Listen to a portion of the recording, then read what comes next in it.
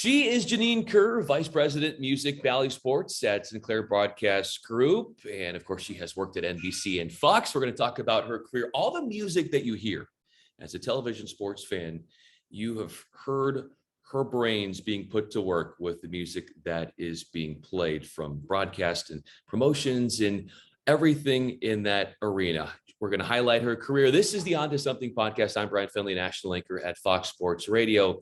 So, Janine, looking at your career, if I met you when you were 5 years old and you were watching sports with your dad, what delighted you most about sports when you were that age? Well, in Australia, obviously from Australia, growing up watching Australian rules football, that's the real football. We used to watch TV together, watch sports, and I would hear the music and I was like, wow, I wonder who picks that. And then jump to now and it's me. But, not just me alone. There's a group of us. I have a music department and, so there's a lot of stuff that goes into it that, you wouldn't really know unless you're in this business. Finding the right songs, making sure that they're clear, making sure cue sheets are done, making sure everything legally is checked off, those kind of things. But, the fun part, if, the 5-year-old didn't know about all of that, the 5-year-old just knew about, oh, that's a nice song, I like that, that kind of vibe. Janine Kerr is with us. I'm Bryan Fenley. So that 5-year-old had a penchant for knowing what sounded good. And for those who work in music, you have to have a good ear. So why have people flock to you to go to your expertise as to what music fits? Because in such an industry where there is so much subjectivity, going to you is what everybody needs to do. How have you built up that reputation? Well, it's a bunch of things really. People, I'm lucky I work where I work right now at Bally Sports. I used to work at Fox Sports, and a lot of the the regional folk I used to work with, they're all at Bally Sports now. So, I'm still working with my friends and they trust me, I trust them. It's kind of like, what do you guys need? We can help you out, whether there's a music budget or if it's a library track or those kinds of things. But, everybody has different taste. And as I say, mine's good. Yes, it is. And, it's subjective. And then, then there's all the other bits and pieces like clearing the song, paying for the song, this, that, the other thing. But, it's fun. When it works, it's really good. It sucks when it doesn't. You have a lot of achievements, so it works out usually very good in your favor. Janine Kerr is with us. I'm Bryan Fenley. So yeah, there's this subjectivity with music, but it's everybody seemingly objective to go to you to make that decision. And a decision was made early on in your life about the path you wanted to take in your career. And you were sitting in a rainforest under a tree. And yeah. What came to mind? What inspiration did you draw from being there in nature? Well, I was currently working at a company called Mushroom Records and Publishing in Australia. And I went up to the rainforest with some friends, had a place up there, and lying under this big tree, I'm like, what am I going to do with the rest of my life? I think I'll move to Hollywood.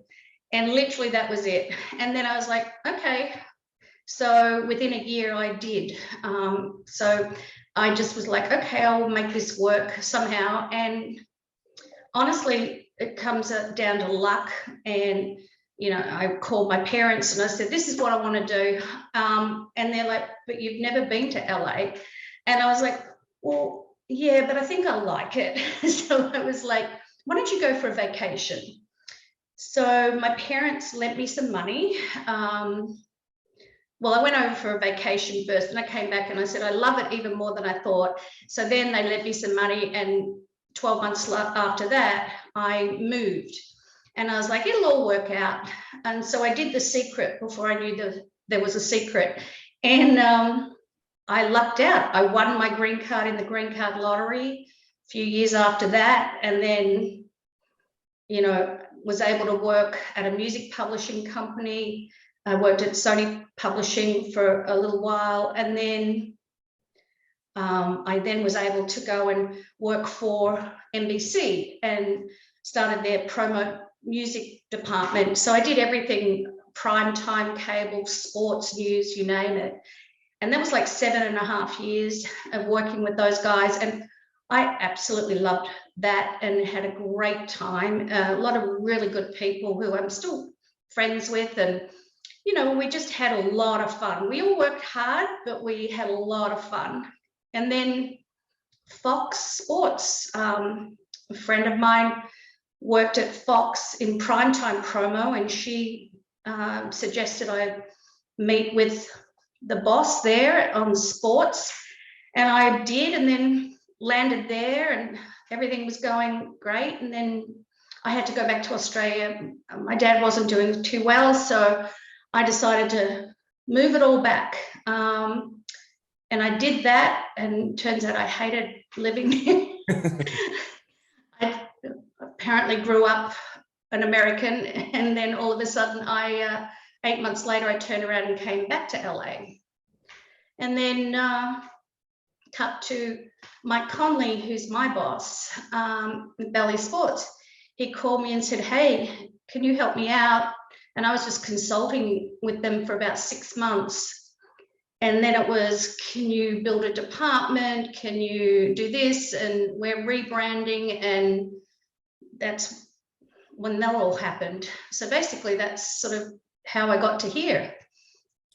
So you are an American from Australia in a sense, and because of how you've I am a citizen now, so you are a citizen, exactly. Yeah, as soon as I got back for real, I'm going to vote, and that's what happened. How much does your path resemble the American dream that we hear from everybody? Oh, it's so funny. I mean, I literally had $6 to my name when I decided to move over here. And if it wasn't for my mum and dad, you know, I don't know how I did it, but I came over, I borrowed some money, and then I wasn't able to really earn anything at that point because I didn't have a green card. I was only able to earn in Australia. So every time I got a check, I would give them 50% until I paid them back. So that kind of thing. And then, you know, just people are so helpful here. I had some Australians that were living here at the time that I knew. And, you know, everybody was just, oh, you're from Australia. And then they'd introduce me to someone else. And, you know, I had been, for the record company that I worked for, Mushroom, and the publishing company, Mushroom Publishing, I was pitching music to shows like Baywatch. And, you know, I used to get a lot of music in Baywatch. and that was when it was like the biggest show in the world. And, you know, it was great. In fact, you know, jump to years later, I was on commission. And so then years later, when they renewed some, you know, terms, etc., I got a nice check that I was able to put a down payment on a condo. So that was, you know, thank you, Baywatch. Then I sold that, and then I loaned that money, but that's a whole other story. So, we'll get into that in the second edition of this. Oh, well. But Yeah. Janine Kerr is with us, VP Music, Bally Sports at Sinclair Broadcast Group. I'm Bryan Fenley with Fox Sports Radio. So you begin to see, as you were pointing out, with Baywatch and other entities you worked with, the successes coming out in your career. But like you said early on, it wasn't easy. You didn't have a lot of money to work with. You had to really believe in yourself and have a lot of faith. Why did you keep pushing on, not giving up, even in those early moments when people would have said, okay, maybe you do let go of the dream? Why didn't you? In the back of my mind, I always knew that if it got that bad, I could call my parents and then move back. That was sort of always, I'm just a suitcase away, you know? And I actually lived in a hotel for about 7 years. It wasn't a fancy hotel. It was a cheap hotel in Hollywood, which some of the Australian musicians, when they would tour, they used to stay there. And then a singer-songwriter named Paul Kelly who's kind of like Australia's Bob Dylan, he hooked me up with a cheap room, and they never put my rent up. So I just stayed. And so every time I bought something, they could move out a piece of their furniture. And then eventually, when I got that Baywatch check, then I was able to move into a place that I bought. But, you know, I figured, you know, I came over with a suitcase. I could always turn around and go back with the suitcase, that kind of thing. So I didn't have to, thank God, touch wood. And I figured, oh yeah, wait, maybe one day. And then when that one day happened, you know, people change, grow up, things change. And I just enjoy LA so much. It really is. It's the weather, even to the point where now I don't even care about the traffic. It's like the weather beats the Melbourne weather 100%. And just getting things done, you know, it's just a lot easier in LA. And I just, yeah, I like the people, I like the weather, and, you know, I've made a lot of good friends here. I have a feeling that suitcase is picking up dust and is in the attic and has no hope of coming out anytime soon, considering what you are doing right now. And you hit up on Baywatch and these other shows that I want to talk about in the sports realm as well. But when you're trying to pinpoint the right music that hits the right tone, the right emotion, take us through your mindset. You know what a project is going to be as far as the show. And then how do you come to an agreement internally to, okay, this is what's going to sound perfect for that, or going to fill what they're looking for in the best way possible? There's a couple of things. So with Bally Sports, the way I have it set up, I will do an artist of the month, or what I like to call is Janine faves. Basically, it's Janine's favorite songs. So I find things that I think will work in sports, that lyrically the chorus will work, and it's got a vibe and a genre that's working with whatever sports that we're, you know, doing that particular month. Like at the moment, we've got NHL and NBA. So I'm mixing it up. I've got a bit of rock, I've got a bit of hip hop. I like to sort of mix it up as much as I can. And then I like working with just different sorts of genres. I don't want to go to singer-songwriter and deep and meaningful, because we're having fun. It's sports. We just want to follow the game. We need to make sure that it's going to work in and out to breaks, things like that. Then if it's a promo, then that's a different sort of kettle of fish. We need to do it for whatever promo it is, whether it's specific to a sport or specific to, you know, a particular, maybe it's a combo spot or whatever. You know, and again, genres, and then it comes down to, of course, budgets, those kind of things. And then, you know, sometimes it'll be just a one-off in one particular region because they're looking for something from a band from that region, or a band or an artist, or, you know, rapper, whatever. So it just, each time you sort of put your hat on, you think about it that way for the commercial music. Then for the production library music, we have a bunch of libraries that we actually work with, and we sort of locked into deals, and we put together music. And when I say we, it's a couple of people who work for me. They do a really good job at doing playlists. They're way better at it than me. And they pull together really quickly, you know, based on whatever the needs are, you know. So we're looking for something that's going to be, you know, French songs, or we're looking for award shows. And then we have like favorite sort of playlists that we do, whether it's, you know, Veterans Day or whatever it is, you know, Halloween we just did, Christmas, you know, things like that we'll do, and keep them rolling each month, and try and have it, you know, as many ideas as we can in featured playlists. But at the same time, every now and then they'll come up with something and I'm like, oh, we haven't done that before. So then we'll go looking for music specifically. But, you know, it all comes back. Do you have any money? Do you know? Then you're going to use the library music we've paid for. or, so we work around that way.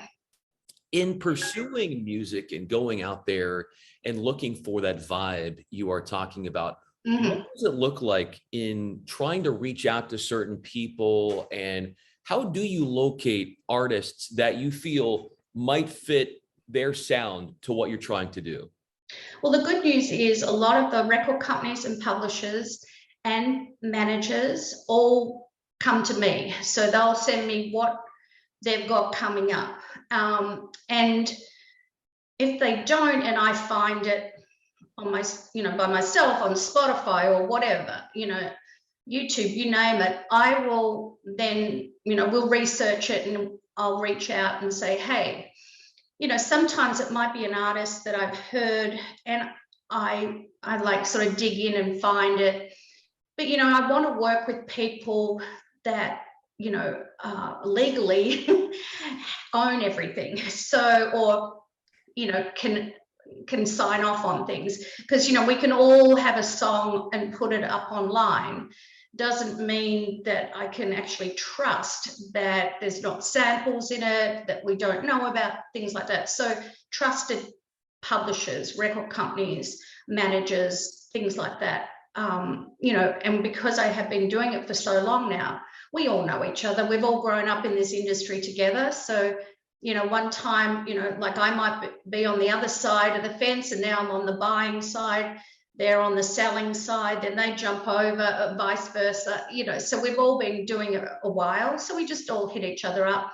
We're all friends anyway out there, most of us. And then we, but we will obviously, we'll talk about things like there'll be songs that I love, but I can't use in sports, but I might mention it to somebody else who will end up using it, in a promo on a different network, because, I'm like, this song's really cool, just because it's a good song, Janine Kerr, Vice President of Music, Bally Sports at Sinclair. I'm Bryan Fenley with Fox Sports Radio. Specifically with Bally, Janine, in locating some of that theme music, what are some of the creative ways in which you tapped into the right people to bring that theme music to the fold?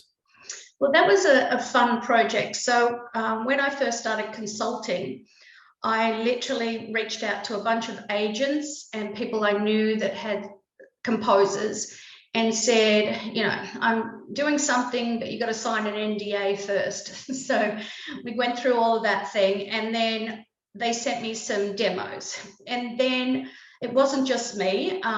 So there was a bunch of other people that I work with, and we all had a listen, and then we narrowed it down, and then the list kept getting shorter and shorter. And then we ended up getting, who we got was a guy called Watt White. And he is a New York singer-songwriter, and through a company that I knew and worked with before, and I had worked with Watt before. So he won it, and he was my favorite on the list. And thank God the other guys thought it was his favorite, or their favorite as well. So he ended up doing the theme song, and we had this hero version, which is basically the generic for all sports. And then we did different versions. He did one for the NHL and the one for MLB. And then I got that particular song, and because we own it now and those kind of things. So I then sent it over to this young guy in Hollywood who's a hip hop artist and mixer, and his name is Ben Great, and he did a remix version for the NBA. So we have a nice basketball, version. Then I gave the music over to a guy I know, Randy Jacobs, who's in a band, Bone Shakers, and then he did a mix for football. We mixed it up a little bit for the football because, we've got college and stuff. He sort of did the drums, double time, that kind of thing. We did an NFL version without that marching band vibe to it. And then we also did a music video on that. Or when I say we, he, because we're in lockdown. And then what happened was he gave us the footage, then our guys cut it together, so then it can go out, it's gone out to all the regions. And then it's sort of got the bands playing, and then there's black spots in there where they can put in their own team footage. And then we did the same thing for NHL this year, just a little bit different. We did Five for Fighting. So John Ondrasik from Five for Fighting, he did a version with piano and using some of the original NHL theme that Watt did. So we combined that. We've got a music video that he shot. And again, the regions have the video and he's sort of like playing away. And then we have different black sections where they can drop in their own team footage. So it's sort of individual for each region, because we have like 19 regions. So, you know, we didn't want to make it so bland for everybody. We want something special for each individual region. So, you know, we're always coming up with just different ideas and things to do. And it makes, you know, makes it fun for me. So what else can we do? Those kind of things. Another well-known artist who you've had the pleasure of working with is Lil Wayne. You worked with him in Fox and beyond. What's it like getting to get to know him and just seeing his talents and being able to work with him? Well, that was a really cool project as such. It was just prior to me leaving Fox Sports, and we had this, you know, what do we want to do with the show Undisputed? Skip Bayless is a fan of Lil Wayne's. So I said, okay, let's see if we can get him. I said, you know, I've got my plan A, B, and C. So plan A was what we ended up getting, luckily enough. But, you know, it was one of those great sort of situations. I was able to contact him through his manager and said, okay, so we're going to have the song. We're going to own the song. We're going to write the song, blah, blah, blah. We want him to rap on it. You know, this is what we're about. And then it was like, okay, so then there was a lot of legal stuff that had to happen behind the scenes. I don't want to go into that, but, you know, there were moments of whether I would drink too much or not. Anyway, it happened by the skin of my teeth, but I flew on, like, it happened on the Friday night. I flew on the Monday. We went to a studio, his studio in Miami, and then he put down some extra vocals, and we then also shot the opening. So the graphics people got what they needed, you know, and the show got what they needed. So that particular piece of music, it's one of those things now where they Fox Sports own the footage, they own the publishing and the recording of the song. But we did a deal with the record companies so that you could buy it on iTunes. And then, you know, we also were able to do all just different things, whether they use it in the background of the show, whether they use it in promo, as well as the opening theme, which is still happening today. But it was just a really good experience. And I was back and forth with his manager asking questions like, you know, will Lil Wayne take his top off? And what I didn't know is his manager was forwarding all my emails to Wayne, and then it was coming back, you know, LOL, Wayne said he would take his top off for you. And I was like, okay, whatever. So it was just funny. And then the day of the studio, we're all ready and we're ready to start shooting. And to the point where I was like, okay, awkward question of the day, Wayne, will you take your top off? So that was sort of how that happened. And then he did. And then we went in and, you know, shot him and stuff like that. And he was just really helpful and great. So we did that. And then I'd written out some questions for, you know, maybe if we can get some stuff for online. And I just said, look, tell me when you want me to shut it down, but if you're ready, I've got a handful of things. And he was like, oh no, just as many as you want. So I got as many as I could, and, you know, and we ran out of questions. So he was just really great, really helpful. And then we worked like together. He came in a couple of weeks later. He came to LA. We launched the show. He came into the show. You know, all of those kind of things. So he was just really great. I mean, he was on time early. You know, we needed him there at 7 a.m. and I was like struggling, but he was there. You know, him and his people were there.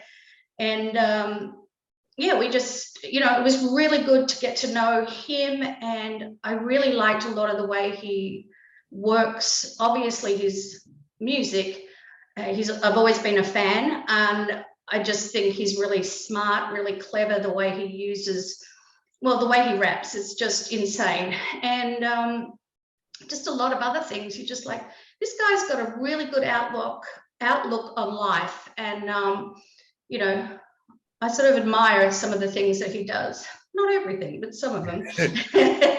Maybe it's that outlook on life for him that has allowed him to have all of this success that he's had. For what? Absolutely. You know, he puts his mind to it and he does it. And, you know, you've got to sort of sit back and go, wow, good on you. You know, like, he's totally blessed, but he understands that and is totally grateful. I mean, he's surrounded himself by, you know, with good people and people he's grown up with, people he knows and he can trust and all that sort of stuff. So good on him. I mean, I think we'd all like to be in that sort of boat, you know? No question. Janine Kerr is with us. I'm Bryan Fenley. So, and you would think that for Lil Wayne, his music has adapted a little bit over time. And for you, being on top of what people like as far as musical interests, what's the trending topic, what is the sound that people like, that can fluctuate and change, Janine, so quickly. There's a new sound and all of a sudden the mainstream flocks to that, and it can always change. And if you listen to hip hop in the past, there's differences to it now, and that's just because that's how music does, as it evolves and it progresses. How do you stay on top of what people want in the moment? Because music can change, interests can change, but it seems like no matter what, you're always on top of it. Well, the good news is I surround myself. Yes. No, I have obviously people I work with as well who listen to stuff, and, you know, Tyler, who works on my team, he's a big hip hop fan as well. And he's got some other, you know, crazy taste in music. He'll alert me to, and, you know, things like that. But we just talk about it, but we all listen. You know, I listen to radio, watch television, all of that stuff, as well as getting the music that's sent to me. And, you know, I'm immature when it comes to music. I have a taste of a 14-year-old boy. It is what it is. But that idea for you to step outside of yourself and to then be empathetic to what other people like is probably what has made you successful, and that you have this diverse palette, which I think, how much would you credit that to your success in the ability to step outside of yourself and to be in tune with different generations, and then have the wherewithal to know how this generation might connect to this song in relation to this broadcast, in relation to this sport? There's so many different things that you're trying to wire. Yeah, well, I mean, growing up in Australia, we had radio stations that just played good music. It wasn't so this genre specified. It was like you could have a country song followed by a hip hop song. If it was a good song, it was a good song.